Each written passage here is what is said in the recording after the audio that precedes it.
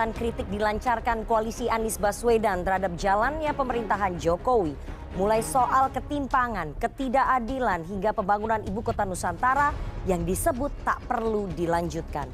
Ganjar Pranowo yang digadang-gadang sebagai bakal capres mengusung visi keberlanjutan menanggapi santai bahwa kritik biasa dalam demokrasi.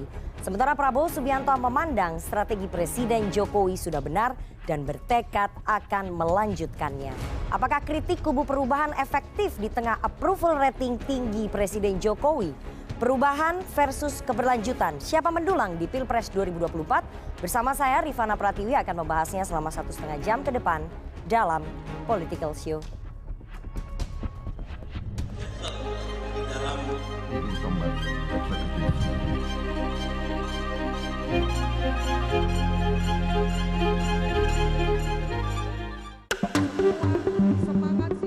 Sejumlah kritik dilancarkan Koalisi Perubahan dan Perbaikan terhadap jalannya pemerintahan.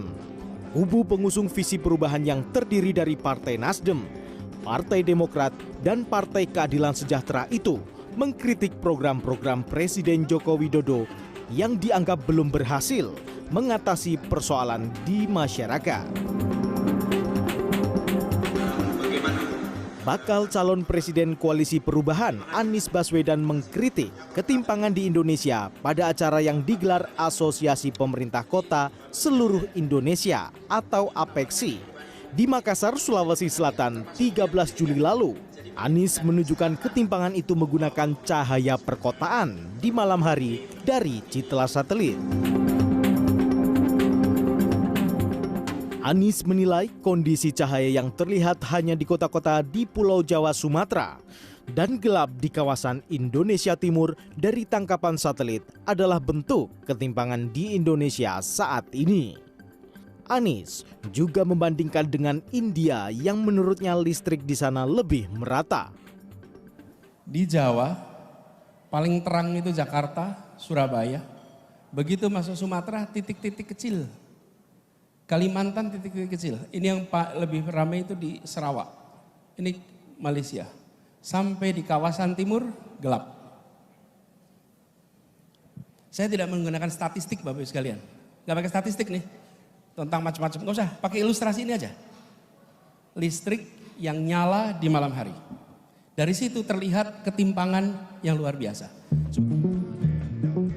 Anies kembali mengkritik pemerintahan Jokowi dalam pidato politik di panggung apel akbar Partai Nasdem. Di depan puluhan ribu kader Nasdem yang berkumpul di Gelora Bung Karno Senayan, Jakarta Minggu sore, Anies berulang kali menyinggung soal narasi perubahan dan keadilan yang mesti diperjuangkan. Anies juga mengkritik sejumlah kebijakan pemerintahan Jokowi yang belum merata. Kami ingin perubahan dan perbaikan untuk Indonesia.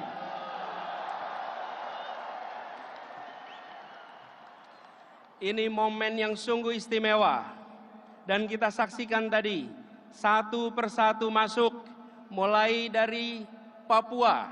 Ketika matahari terbit di tempat itu, sebagian Indonesia lain masih gelap. Hari ini dari Papua kita mulai defilenya dan insya Allah dari Papua juga kita kirim pesan bahwa Indonesia akan meraih keadilan dalam waktu yang tidak lama lagi. Sementara Ketua Umum Partai Demokrat Agus Harimurti Yudhoyono juga mengkritisi program-program pemerintahan Jokowi.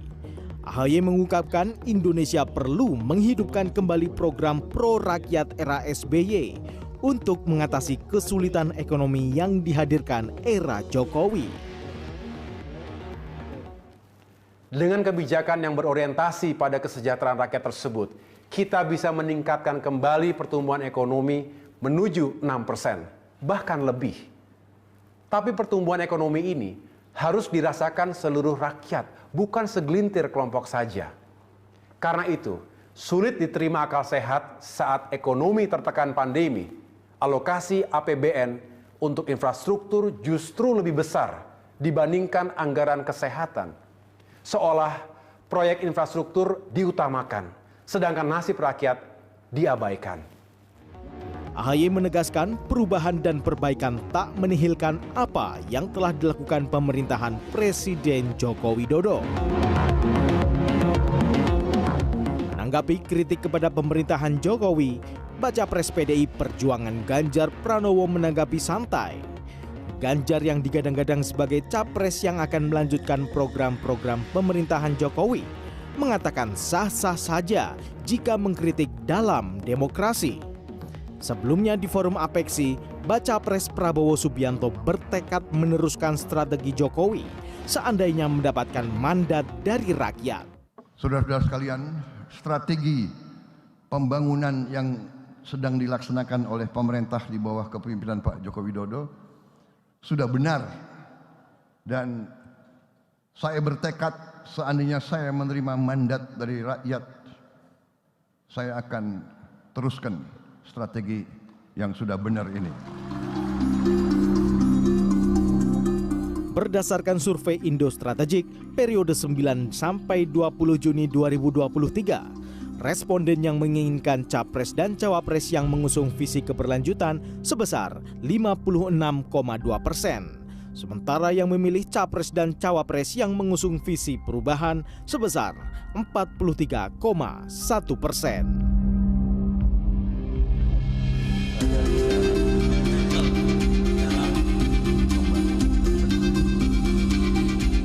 Tim Liputan CNN Indonesia.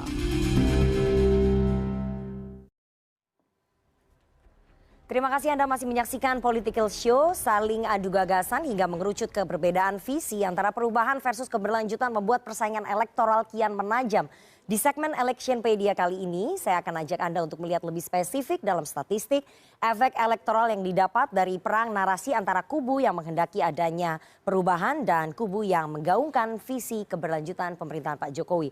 Sudah ada beberapa hasil survei yang dirangkum oleh tim Litbang CNN Indonesia. Saya juga sudah bersama dengan Direktur Eksekutif dari Indo Strategik, ada Mas Khairul Umam. Selamat malam Mas Umam. Selamat malam Mbak Nana. Saya tunjukkan dulu ini yang versinya LSI ya, Lembaga Survei Indonesia, kepuasan terhadap Presiden Jokowi.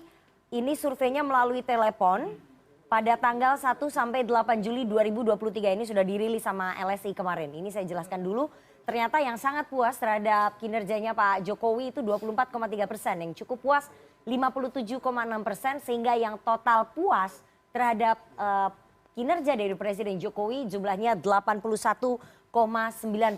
Sementara yang kurang puas ada 13%, yang tidak puas sama sekali ada 2,6%, yang tidak tahu ataupun tidak jawab 2,6% juga. Ini kalau dilihat kepuasan terhadap Presiden Jokowi cukup tinggi ya. Jadi kalau kita lihat di seluruh dunia, pemimpin-pemimpin di dunia yang cukup tinggi kepuasannya ataupun sangat tinggi kepuasannya, itu ada PM India Narendra Modi, kemudian ada Presiden Brazil juga, dan juga Pak Jokowi.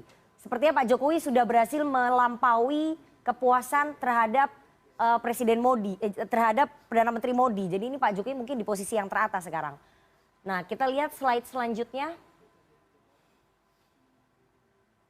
Ini slide-nya dari Indo Strategik yang sudah dirilis, Institute for Democracy and Strategic Affairs. Silakan Mas Umam dipaparkan hasil surveinya. Ya, terima kasih Mbak Nana. Pada kesempatan kali ini kita melakukan survei dengan basis 1.400 responden pada rentang 9 sampai 20 Juni 2023 dengan margin of error 2,6%, dan kemudian dari basis itu berasal dari 38 provinsi dan juga 84 dapil. Sehingga kemudian keterwakilannya relatif juga sudah terwadai. Nah, dari basis ini ada sejumlah instrumen pertanyaan yang kita tanyakan kepada responden. Ketika kita menanyakan tentang konteks capres-cawapres yang akan didukung oleh responden, apakah akan lebih mendukung pro keberlanjutan ataukah perubahan. Di basis angka yang kita temukan, memang konteks keberlanjutan lebih tinggi di angka 56,2%, yang kemudian disusul oleh perubahan yaitu di angka 43,1%. Memang di basis ini keberlanjutan lebih tinggi, tetapi problemnya yang kemudian menjadi tantangan yang lebih serius dari gerbong pro keberlanjutan adalah masih ada satu atau dua gerbong besar yang kemudian masih mencoba untuk menegosiasikan apakah memungkinkan menjadi satu ataukah memang menjadi gerbong yang terpisah. Nah, oleh karena itu ini menjadi sebuah tantangan tersendiri. Jadi yang pro keberlanjutan itu 56,2%, yang pro perubahan 43,1%, sementara yang tidak tahu atau tidak jawab 0,7%. Sangat tipis sebetulnya ya, yang pro keberlanjutan dan juga pro perubahan. Kita lihat slide selanjutnya. Setuju visi perubahan, ini maksudnya gimana nih Mas? Ya, ini terkait dengan konteks narasi besar. Sebenarnya kalau di basis yang kita jelaskan, kita mengukur lebih dulu. Apakah konteks perubahan yang diterima oleh masyarakat itu sudah sejauh mana? Dari basis responden yang ada, kita menemukan ada sekitar 80% masyarakat pernah mendengar konteks narasi dan isu atau visi perubahan, 80%. Lalu ketika kemudian kita tanya konteks perubahan dalam konteks mencoba untuk memberikan perbaikan dalam kehidupan sehari-hari. Apakah kemudian mereka setuju? Responden mayoritas setuju. Tapi itu dari 80% ya? Iya, ini sifatnya masih sangat general. Masih sangat general. Nah, kalau misal kemudian ini kita letakkan pada basis yang lebih detail lagi, angka ini kemudian bisa terbreakdown lebih detail. Terutama yang tadi, ketika menjelaskan konteks dukungan pada capres-cawapres di antara perubahan dan juga keberlanjutan. Jadi yang setuju 91,3%, tidak setuju 8,2%, tidak tahu atau tidak jawab 0,5% ya. Tapi ini untuk yang general saja. Ini sangat general dan ini kemudian di breakdown secara lebih detail tentang apa sih segmennya. Setidaknya ada 3 segmen. Pertama itu terkait dengan konteks harga sembako lebih terjangkau, kemudian terkait dengan konteks lapangan kerja yang lebih mudah, kemudian yang ketiga terkait dengan tenaga kerja, jadi lebih mudah untuk mencari pekerjaan dan lain sebagainya. Jadi betul-betul terkait dengan segmen keseharian, sosial ekonomi dan kesejahteraan. Tetapi begitu kemudian kita konversi pemahaman perubahan mereka terhadap konteks dukungan capres-cawapres di 2024, kembali ke yang tadi, yang lebih tinggi tetap di keberlanjutan di angka 56%. Jadi nggak linear ternyata ya. Nah, di level ini ada sebuah catatan bahwa narasi perubahan relatif sudah cukup masuk di masyarakat. Tetapi dalam konteks dukungan capres-cawapres justru belum mampu menyasar lebih detail, penetrasinya belum signifikan. Karena belum ada mungkin visi misi yang konkret yang ditawarkan. Itu satu sisi, di sisi yang lain dari sisi keberlanjutan sendiri juga harusnya lebih dominan lagi. Mengapa kemudian itu terjadi? Sepertinya dari sisi Pak Prabowo dan juga Pak Ganjar belum mampu menunjukkan apa sih distinctive issues yang menjadi titik beda, sama-sama keberlanjutan. Tapi apa yang kemudian mau diperbedakan di antara keduanya. Kita lihat slide selanjutnya. Tokoh yang identik dengan narasi perubahan. Ini udah jelas kayaknya Ini yang cukup menarik. Ketika kita tanya tentang konteks perubahan, Anies Baswedan sendiri mencoba untuk melakukan narasi ini dieksersis sedemikian rupa 1 tahun terakhir. Dan ini betul mereka, Anies sendiri kemudian terkonfirmasi, dia di nomor 1, di angka 27,7%. Tetapi yang unik, ketika kemudian kita tanyakan tentang narasi perubahan, justru Pak Prabowo di angka 24,4% di peringkat kedua. Dan ini kemudian disusul oleh AHY, Ketum Partai Demokrat di angka 12,0%. Titik kedua ini menjadi sebuah sinyal yang harus dibaca oleh mereka di kubu perubahan bahwa kapitalisasi perubahan tidak bisa kemudian dimaknai 100% dikuasai oleh Anies atau partai-partai misalnya Demokrat yang saat ini mendukung perubahan.